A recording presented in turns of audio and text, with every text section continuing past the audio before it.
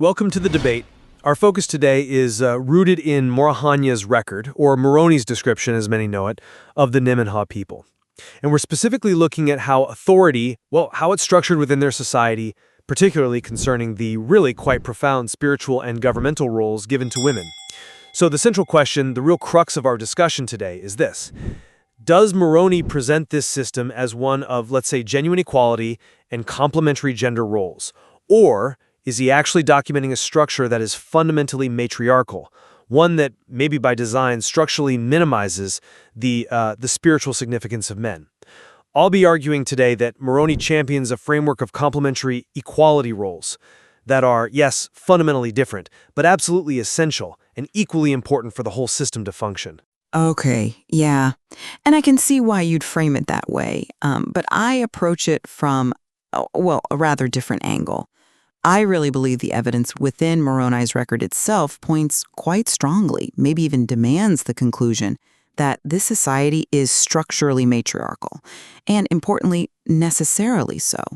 For me, this isn't just about, sharing roles. It's about vesting foundational, governing, and innate spiritual power primarily in women. This fundamentally elevates the maternal principle as the anchor of the entire community.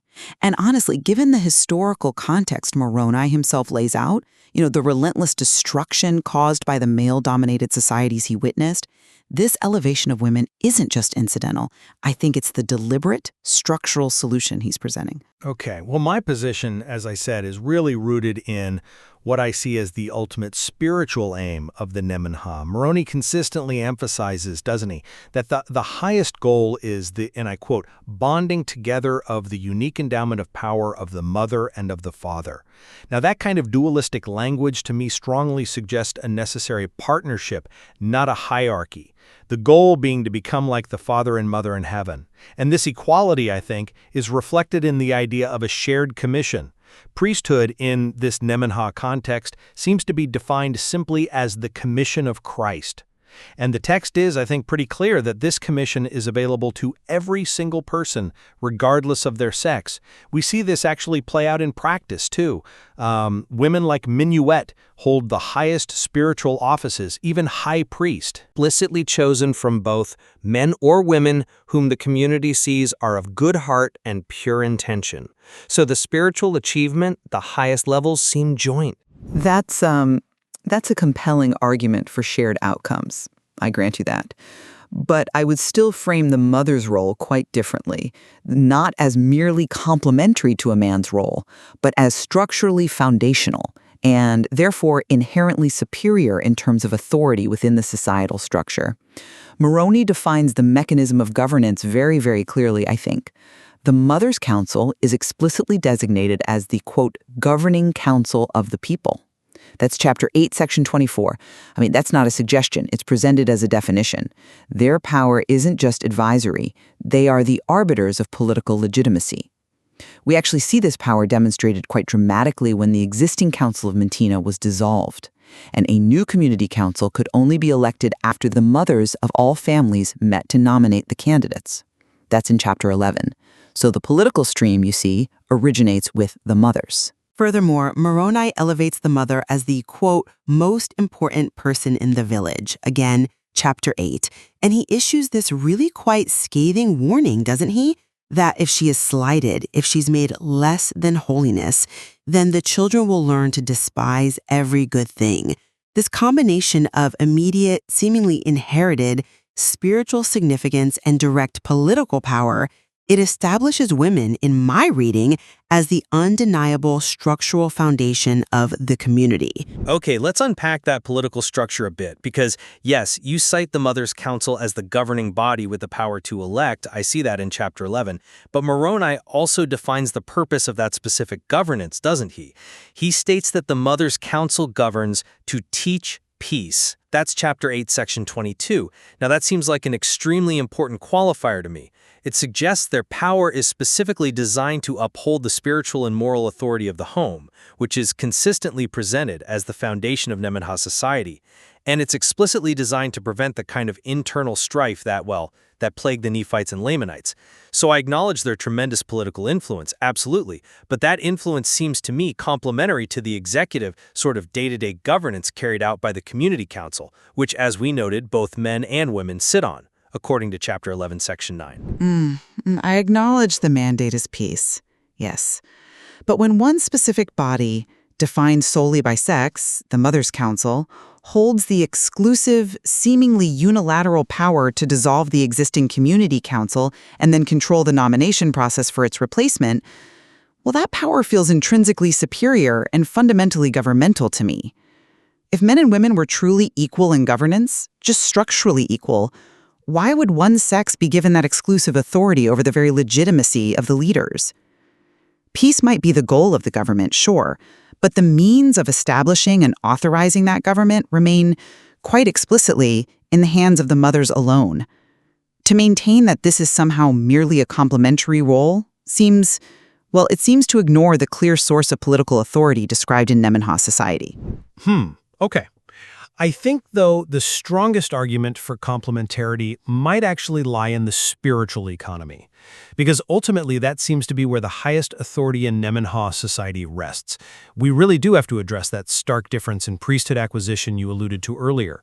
If the system is truly meant to be equal, why do men and women have such radically different paths to obtaining spiritual power in commission? I'm sorry, but I just don't buy that the spiritual economy leads to equality. I think it quite clearly shows a fundamental structural hierarchy. The distinction here is, I think, absolutely critical. Moroni describes women as, quote, already empowered from before the foundation of the world. That's chapter 14. They possess the priesthood, that fundamental spiritual authority and commission from the mother. It's described as inherent.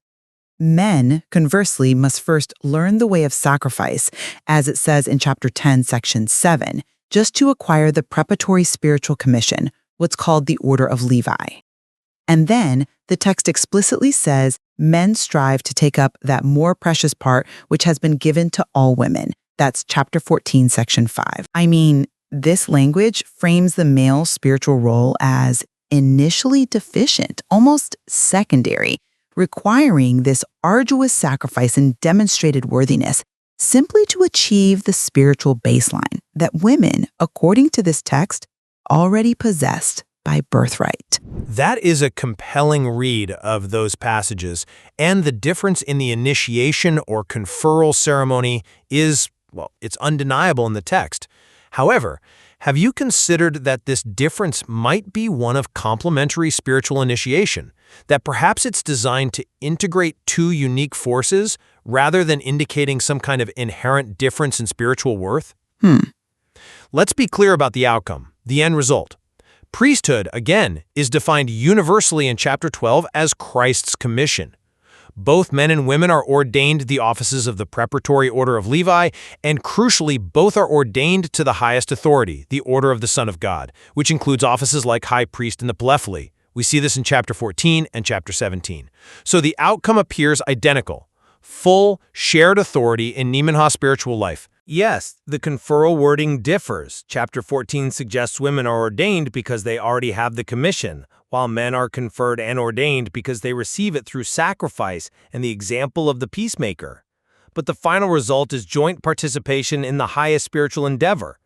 This seems to confirm a unified spiritual authority where, perhaps, the mother's foundational grace is matched by the father-son's initiatory grace, leading to this dual fulfillment that chapter 13 talks about. But isn't the key distinction here that the male path is framed almost as corrective? Men must sacrifice to gain what women simply are, spiritually speaking, according to chapter 14. If the Nemanha community defines its spiritual life around avoiding the pitfalls of male ego and domination, which I think we both agree Moroni indicates it does, then the structural requirement for men to undergo this intense preparatory sacrifice before achieving full spiritual partnership feels like a deliberate mechanism to reduce male power, not merely complement female power. The innate spiritual status of women in this reading acts as the necessary governor on male ambition, keeping the community safe, My interpretation really rests on the assumption that difference automatically equals hierarchy. I would argue the structure emphasizes that the male principle perhaps cannot stand alone in this system. It must be built upon the foundation of the maternal principle, that intrinsic peace and grace represented by the mother. So perhaps men aren't seen as spiritually deficient, but their power is simply initiatory and consecrated through action, while the woman's power is foundational and consecrated through being. The Nemanha system requires both to achieve its stated dualistic goal of becoming like the father and mother in heaven, as mentioned in chapter 9 and 13. If the system were truly matriarchal in the sense of female dominance, why would men hold the highest offices at all, like high priest? And why would the ultimate goal be defined explicitly by dual parentage? Because the dual parentage is the ideal, perhaps, but the structural reality described is the safeguard. And this leads us directly back to the historical context Moroni provides. He delivers this absolutely scathing condemnation of societies where men, specifically the warriors, dominated and subsequently destroyed themselves and everyone around them. He details quite painfully in chapter 8 how the Nephites and Lamanites esteemed women to be of lesser value, and how women became mere chattels. Moroni is clearly holding up the Nemanha model as the necessary antidote to this destructive, male-driven ego and war mentality. Given that Moroni witnessed the absolute collapse of civilization rooted, in his view, in male hubris, a system of mere equality probably wouldn't have seemed sufficient to counteract that deeply ingrained tendency toward violence and domination he observed. Therefore, the Nemanha structure seems designed to necessitate the elevation of the maternal principle, the principle of peace, to a position of structural superiority and political control. This ensures that men must always, structurally, submit their initiatory power to the foundational, peaceful power of the mothers. This elevation isn't just an aspiration in my view. It's presented as a structural necessity for the survival of the community. Okay, I completely agree that the text delivers a devastating condemnation of male dominance and the destruction it causes. Chapter 8 is incredibly powerful on that point. And I also agree that the mothers are designated as the primary preservers of peace, serving as that critical structural safeguard. No argument there. However, I still see the Nemanha solution as ultimately geared toward joint fulfillment, not perpetual structural superiority of one sex.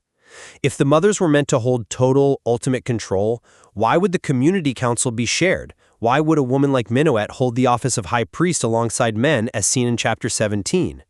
The ultimate goal, stated in chapter 9, is to ensure that men and women, together, may become as they are the father and mother in heaven and receive of them all things. This ultimate aspiration of joint perfected being, for me, confirms that the system is fundamentally dualistic at its core. It aims for complete equality through mutual recognition, even if the mother's specific political and spiritual foundation acts as the initial break, the necessary corrective, perhaps, on historical male failings that Moroni was so acutely aware of. The difference in acquisition might be a recognition of that historical baggage, not necessarily a statement of inherent worth hierarchy in the eternal sense. I remain unconvinced. The specific language used for governance in chapter 8 and 11 and for spiritual origin in chapter 14 still reads as unequal in structure to me. The fact remains that the mothers retain the power to legitimize the entire government, and the fact remains that men must prove their worthiness through sacrifice to achieve the inherent spiritual status described for women. That defines the power dynamic pretty clearly, I think.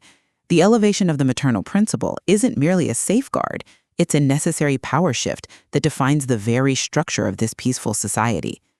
The hierarchy is established quite pragmatically for the sake of survival. Importance of the mother, in my view, establishes the required foundation of peace and consecration that's necessary for all members, both men and women, to eventually achieve the full commission of Christ. I see Moroni presenting a model of complete spiritual and communal fulfillment, one rooted in dualistic complementary authority, where these different paths to power ultimately lead to the shared responsibility and potential of exaltation. And I maintain that Moroni's explicit language describing the mothers as the actual governing authority, combined with those structural differences in priesthood origin, innate versus acquired sacrifice, strongly indicates a deliberate structural elevation of the maternal principle beyond mere equality. This, I argue, created a truly matriarchal system designed, perhaps above all else, to safeguard the nation from the very destructive tendencies of men that Moroni documents so graphically elsewhere. Ultimately, it seems the disagreement really lies in how we interpret the unique and, yes, highly empowered roles of the mothers. Are they complementary aspects of a necessary, hard-won equality, a fundamentally dualistic system? Or are they evidence of a deliberate, structurally superior and foundational power, a fundamentally matriarchal system designed for a specific, protective purpose? Exactly. What the Nemanha model certainly provides, though, and perhaps what Moroni most wants us to see, is a profound example, maybe even a testament, to how a society might organize its spiritual and civic authority to consciously and structurally avoid the catastrophe of war and social collapse that he saw everywhere else.